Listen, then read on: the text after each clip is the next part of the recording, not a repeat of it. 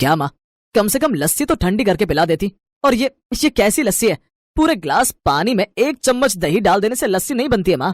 अरे चुपचाप पी लेना, ज्यादा चक्कर चक्कर मत कर। ठीक है, तो फिर आप ही पियो अपनी ये बकवास गर्म पानी जैसी लस्सी। अरे अरे बेटा, तू गुस्सा क्यों करता है? जरा ठंडा हो जा बेटा। हैं? क्या कहा आपने? ठंडा हो जा? अरे कूलर तो बंद पड़ा है हमारे घर में 1947 से। कबूतर रहते हैं उसमें अपने पूरे परिवार के साथ। सिर पे लटका ये पंखा आग उगलता है आग, और आप कह रही हो कि ठंडा हो जाऊं? माँ बस भी करो, इतनी कंजूसी भी ठीक नहीं है। चुप कर, मुझे सिखाने चला है। अगर इतना सोच समझ कर नहीं चलती ना तो। बस अब फिर से आप अपना बचत पुराण मत शुरू करो, जा रहा हूं मैं। इतना कहकर रंजीत वहाँ से चला गया। रंजीत जब छोटा था तभी उसके पिता की एक हादसे में मौत हो गई थी, जिसके बाद उसकी माँ कमला ने बड़ी मेहनत और मुश्किलों से रंजीत को पाल पोस कर बड़ा किया था। पैसों की दिक्कत हमेशा से थी, तो कमला ने भी हमेशा सोच समझकर पैसे खर्च किए और तब जाकर वो रंजीत को पढ़ा लिखा सकी। लेकिन ये बचत की आदत कब कंजूसी में बदल गई, कमला को भी पता नहीं चला। जब तक रंजीत छोटा था तो वो अपनी माँ से कुछ नहीं कह पाता था, लेकिन जब वो बड़ा हुआ और नौकरी करने लगा तब उसे कमला की कंजूसी से चिढ़ होने लगी। लेकिन जब भी रंजीत कमला से कंजूसी छोड़ने को कहता तो वो गुस्सा हो जाती।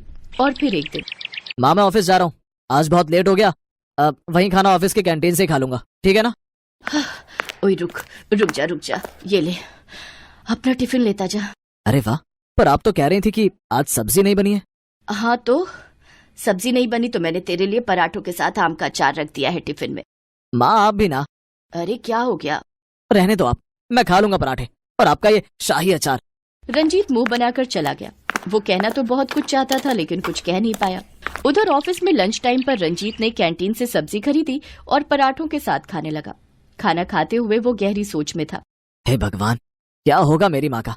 उनकी ये कंजूसी कब जाएगी? रंजीत का मानना था कि जब तक वो नहीं कमा रहा था तब तक कमला की कंजूसी जायज थी, लेकिन अब जब वो अच्छा खासा कमा रहा था तो वो चाहता था कि कमला अब उसके पैसों से सारी सुख सुविधाओं का फायदा उठाए। पर कमला खुद को बदलने के लिए बिल्कुल तैयार नहीं थी। फिर एक शाम, क्या हो गया माँ, आप ऐसे घर के बाहर क्यों बैठी हो? अरे वो घर के अंदर बहुत उमस हो रही है। आज तो पंखा भी फुल स्पीड में चला लिया, लेकिन ये गर्मी, अरे अरे अरे बाप रे बाप, मार ही डालेगी। माँ हम एसी ले लेते हैं।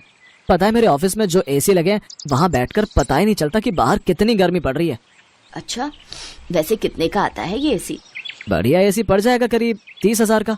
है? बाप रे, इतना महंगा? और फिर बिजली भी खाएगा पेट भर कर। अब माँ एसी है तो बिजली भी खाएगा ही। रहने दे बेटा, एक तो इतना महंगा, ऊपर से बिजली का बिल भी बढ़ेगा। पिछले महीने इतनी कम बिजली चलाई फिर भी पूरे 400 का बिल आया, बताओ। ओफो माँ, आज के टाइम पे 400 रुपए कुछ नहीं होते। अच्छा, 400 रुपए में तेरे वो 4-5 ब्रांडेड कच्छे आ जाएंगे, पता है ना? तो आप ये चाहती हो कि मैं उन्हीं कच्छों को पहनकर सारी गर्मी निकाल दूं? हद है यार माँ। रंजीत खिसियाकर घर के अंदर चला गया। फिर अगले दिन, अब रंजीत तैयार हो गया क्या? हाँ माँ, पर माँ अभी भी सोच लेते हैं, अभी मेरी उम्र ही क्या है? ये सुनो, पूरा 25 का हो गया, अब नहीं तो कब शादी करेगा जरा बता दो। कमला रंजीत को उसकी शादी के लिए लड़की दिखाने ले जा रही थी। रंजीत ने जब ममता को देखा तो पहली ही नजर में उसे दिल दे बैठा। वो बहुत सुंदर और सुशील थी। कुछ ही दिनों में चटमंगनी और पटब्याह भी हो गया। ममता विदा होकर अपने ससुराल आ गई। फिर अगली सुबह ममता जल्दी उठ गई। उसे प्यास लगी थी तो वो किचन के पास आई, जहाँ उसने फ्रिज देखा, लेकिन फ्रिज खोलते ही वो चौंक गई। हैं? ये क्या? फ्रिज में कपड़े कौन रखता है? कमला के घर में फ्रिज तो था पर उसने कभी फ्रिज को चलाया ही नहीं, बल्कि वो तो फ्रिज को अलमारी की तरह इस्तेमाल करती थी। ममता फ्रिज को देख ही रही थी कि तभी पीछे से कमला आ गई। क्या देख रही हो बेटी? वो फ्रिज में कपड़े ये? अरे वो हुआ यूं कि सूटकेस में छेद हो गया था तो मुए चूहे उसके अंदर घुसकर कपड़े कुतरने लगे, तो मैंने। तो आपने कपड़े फ्रिज में रखने शुरू कर दिए? पर ठंडा पानी वो कहाँ मिलेगा माँ जी? पानी? अरे वो तो रहा सामने उस घड़े में, हम उसी से पानी पीते हैं। और पता है, ये तेरे ससुर जी लाए थे जब रंजीत मेरी गोद में था। इस घड़े का पानी इतना ठंडा होता है ना कि दुनिया भर के फ्रिज फेल हैं इसके आगे। अब अच्छा ठीक है। जैसे जैसे वक्त गुजरा ममता समझ गई कि उसकी सास आला दर्जे की कंजूस है। फिर एक शाम, माँ जी अब टीवी देखें। अरे क्या करोगी टीवी देखकर? टीवी पर भी ना आजकल बस गंदगी ही दिखाई जा रही है। हाँ ये भी ठीक है, टीवी से अच्छा तो पड़ोसियों और दोस्तों से ही बात कर लो। अरे माँ जी, याद आया, वो जब कल मैं छत पर कपड़े सुखाने गई थी ना, तो बगल वाली आंटी भी छत पर ही थी। मैंने उन्हें नमस्ते कहा पर उन्होंने कोई जवाब ही नहीं दिया। उन्हें कुछ कम सुनाई देता है क्या? क्या? अरे उसे कम सुनाई नहीं देता, बल्कि उसने तुझे अनसुना कर दिया। वो कहाँ बात करती है हमसे, मेरी तो कई बार उससे लड़ाई हो गई। कमला की बात ममता को कुछ ठीक नहीं लगी और फिर उसी रात उसने रंजीत से इस बारे में बात। देखो ममता, जिन आंटी को तुमने देखा था उनका नाम जानकी है। पहले हमारे और उनके बीच में बहुत अच्छे रिश्ते थे, पर माँ की कंजूसी की वजह से रिश्ते खराब हो गए। वो बुरी नहीं है, पर हम उनसे बात नहीं करते, इसलिए वो हमसे बात नहीं करती। रंजीत और ममता की शादी को 1 साल बीत गया और गर्मियां फिर लौट आईं। इस बार गजब की गर्मी पड़ रही थी।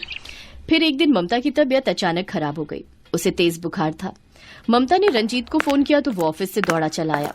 अरे ममता, तुम तो बुरी तरह से तप रही हो, चलो डॉक्टर के पास चलते हैं। अरे तू चिंता क्यों करता है, बस बुखार ही तो है। मैंने खिचड़ी बनाई है इसके लिए, शाम तक ठीक हो जाएगी, तू चिंता मत कर। और ये ले पानी, इसमें पट्टी डालकर इसके सिर पर रख दे, फिर देखना कैसे झट से इसका बुखार उतर जाएगा। रंजीत ने जैसे ही पानी को छूकर देखा तो वो हल्का गर्म था। रंजीत के सब्र का बांध अब टूटने लगा और वो गुस्से से बोला, बस माँ, बहुत हो गया। आपने अब तक जो किया सो किया, पर अब और नहीं। आपने तो कंजूसी की हद ही पार कर दी है। आज अगर आपका फ्रिज चलता होता तो कम से कम उसमें से ठंडा पानी तो मिल जाता ममता के सिर पर पट्टी रखने के लिए। अरे तो भड़क क्यों रहा है, जा कल्लू जूस वाले की दुकान से 5 रुपए की बर्फ ले आ। उसमें कौन सी बड़ी बात है। माना की बीवी है तेरी, पर मेरी भी बहू है। अब मैं कोई दुश्मन थोड़ी ही हूँ इसकी। बस भी करो माँ, कितनी कंजूसी दिखाओगी। अब बस बहुत हो गया। तुम तो बदलोगी नहीं, लगता है अब मुझे ही कुछ सोचना पड़ेगा। अब तुम्हारे साथ रहना बड़ा मुश्किल है माँ। गुस्से में रंजीत ने बहुत बड़ी बात बोल दी थी। गुस्से में वो अपनी मोटरसाइकिल की तरफ बढ़ा, पर उसने देखा कि उसकी बाइक पंचर थी। रंजीत ने गुस्से में बाइक पर जोर से लात मारी और रिक्शा लेने के लिए बाहर की तरफ दौड़ा। तभी सामने उसकी पड़ोसन जानकी खड़ी थी। बेटा तू चिंता मत कर, अब मैं रिक्शा लेकर आती हूँ। तू ये ले, ये फ्रिज का ठंडा पानी है, तू जाकर बहू के सिर पर ठंडी पट्टी रख दे, तब तक मैं रिक्शा ले आती हूँ। Thank you aunty. पर आपको कैसे पता चला? अरे जब तू अपनी माँ से लड़ रहा था तो मैं बाहर ही थी, मैंने सब सुन लिया था। अब जल्दी कर। फ्रिज के ठंडे पानी की पट्टी रखते ही ममता को आराम आने लगा। तब तक जानकी भी रिक्शा लेकर आ गई। रंजीत ममता को रिक्शे में बिठाकर डॉक्टर के पास ले गया। उधर कमला ने जानकी के सामने हाथ जोड़ लिए। मुझे माफ कर दे जानकी। अरे अरे क्या कर रही है, रहने दे, तेरी बहू मेरी बहू। पर कमला अब तू कंजूसी छोड़ दे, वरना बुढ़ापे में बहू के साथ साथ बेटे से भी हाथ धो बैठेगी। सही कह रही हो, मेरी कंजूसी की वजह से रंजीत ने तो सहा ही है, ममता भी बेचारी चुपचाप सहती रही। चल कोई बात नहीं, आ चल तुझे चाय पिलाऊं। नहीं मैं कल आऊंगी, अभी मुझे फ्रिज साफ करना है। फ्रिज से वो काम लेना है जिसके लिए वो बना हुआ है। अपने बेटे बहू से दूर हो जाने के जिक्र भर से ही कमला सिहर उठी थी। तो अब जाकर उसकी समझ में आया कि उसे बदलना ही होगा, और इसकी शुरुआत कमला के उस फ्रिज से ही हुई, जो अब तक बस एक अलमारी बनकर कोने में पड़ा था।